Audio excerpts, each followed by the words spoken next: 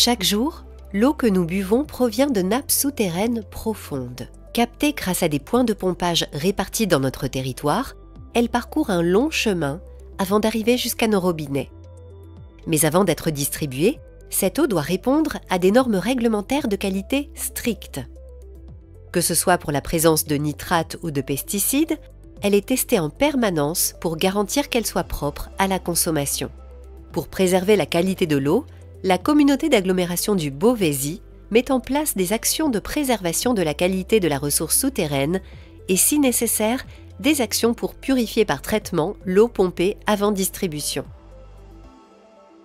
En prévention, tout commence avec le travail des hydrogéologues qui définissent le bassin d'alimentation de chaque point de captage. Ce zonage est essentiel car il détermine quelles activités sont concernées par la protection des nappes phréatiques. On peut y trouver l'assainissement, les industries ou encore l'agriculture. Sur ces zones, des actions sont donc menées avec les agriculteurs pour adopter des pratiques respectueuses de l'environnement. Moi, sur mon exploitation, pour diminuer les nitrates dans l'eau, je mets en place des couverts qu'on va détruire au mois de janvier-février, que le couvert reste le plus longtemps en place possible pour éviter justement que les nitrates partent dans l'eau. Des plantes, comme le miscanthus, sont également cultivées, non seulement pour assainir les sols, mais aussi pour alimenter prochainement le réseau de chaleur de la communauté d'agglomération.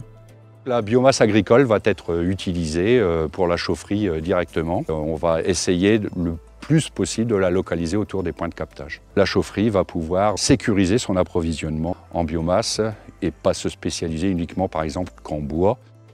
De plus, des cultures diversifiées et des prairies contribuent à une agriculture à faible impact environnemental.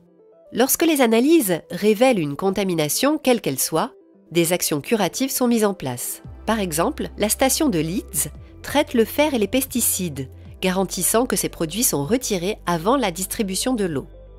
De son côté, la station de Francastel est spécialisée dans le traitement des nitrates afin de réduire leur concentration dans l'eau.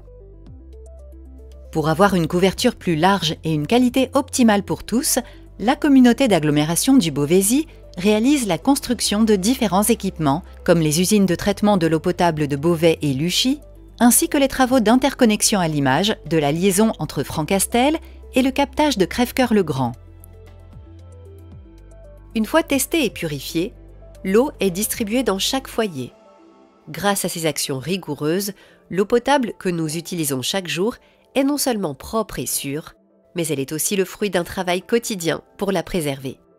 Buvez l'eau du robinet.